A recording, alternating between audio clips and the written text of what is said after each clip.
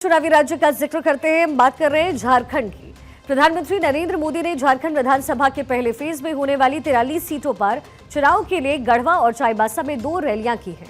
प्रधानमंत्री मोदी ने पहली रैली गढ़वा में की, जो कि आजादी के बाद गढ़वा में पहली बार किसी प्रधानमंत्री की चुनावी सभा रही। पीएम मोदी की दूसरी जनसभा चाईबासा के टाटा कॉलेज मैदान में हुई। इस दौरान प्रधानमंत्री ने हेमंत सोरेन से लेकर के परिवारवाद तक जमकर प्रहार बोला।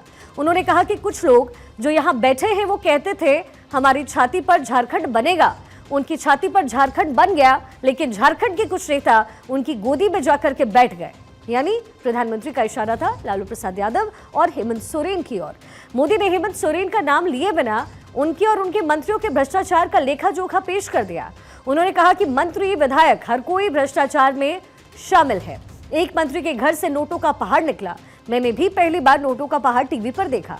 मोदी ने परिवारवाद का भी जिक्र किया। उन्होंने कहा जेएमएम, आरजेडी और कांग्रेस तीनों ही पार्टियां घोर परिवारवादी पार्टियां हैं। ये चाहती हैं कि सत्ता की चाबी हमारे परिवार के हाथ में ही रहे।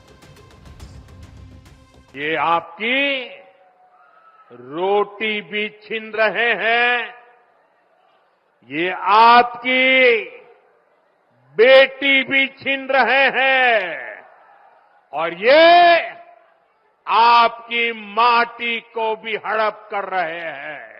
इसलिए इस घुसपैठिया गठबंधन को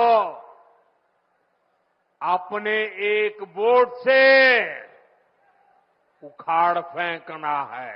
जेएमएम के मंत्री के लोगों के पास से क्या निकलता है?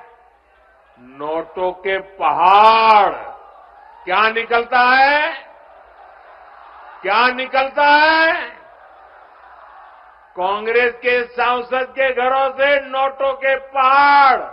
कहीं रोड बननी थी, कहीं बस अड्डा बनना था, कहीं ये पुलिया बननी थी, कहीं स्कूल अस्पताल बनना था, कहीं बिजली की लाइन पहुंचनी थी, सब कुछ लूट लिया। इन्होंने 5 साल तक माताओं बहनों के लिए कुछ नहीं किया। अब जब भाजपा की योजनाएं सामने आई है, तब उन्होंने आनन फानन में महिलाओं की आंख में धूल झोंकने के लिए नकल करके नई नई घोषणाएं की है। जेएमएम, कांग्रेस, आरजेडी, ये तीनों दल घोर परिवारवादी है। ये लोग चाहते हैं कि सत्ता की चाबी केवल इन्हीं के परिवार के पास रहे। चंपई सोरेन जी के साथ इन्होंने क्या किया? इन लोगों ने एक आदिवासी बेटे को अपमानित करने में कोई कसर बाकी नहीं छोड़ी। तो इन 2 रैलियों के जरिए प्रधानमंत्री मोदी ने कुल 23 सीटों को साधने की कोशिश की। साल 2019 में भाजपा इन 23 में से सिर्फ 5 सीटें ही जीत पाई थी। हालांकि साल 2019 के आंकड़े को अगर आप देखेंगे तो जमशेदपुर पूर्वी से निर्दलीय जीते सरयू राय एनडीए प्रत्याशी हैं। साथ ही हुसैनाबाद से एनसीपी के टिकट पर चुनाव जीते कमलेश सिंह इस बार बीजेपी प्रत्याशी के तौर पर चुनावी मैदान में हैं।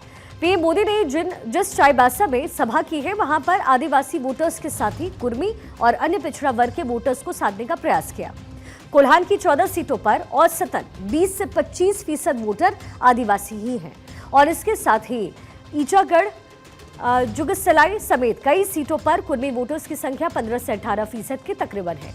ये जो संख्या है वो भी निर्णायक होती है और बीजेपी ने कोल्हान का हर कील कांटा दुरुस्त करने की पूरी कोशिश की है। बीजेपी ने कोल्हान को किस तरीके से दुरुस्त किया, पूरी स्ट्रैटेजी बनी। पूर्णिमा दास साहू को जमशेदपुर पूर्वी सीट से प्रत्याशी बीजेपी ने बनाया। पूर्व सीएम अर्जुन मुंडा की पत्नी मीरा मुंडा को पोटका से उतार दिया है। कोल्हान ऐसा एक क्षेत्र है जहां 4 पूर्व सीएम के बेटा और बहू और पत्नी मैदान में हैं। पार्टी नेतृत्व ने इसी बहाने कोल्हान की राजनीति को साधा है। हर चेहरे को क्षेत्र विशेष से बांध करके आपसी खींचतान की संभावना को ही बीजेपी ने खत्म कर दिया है और शायद ये बीजेपी को फायदा भी आगे पहुंचा सकता है।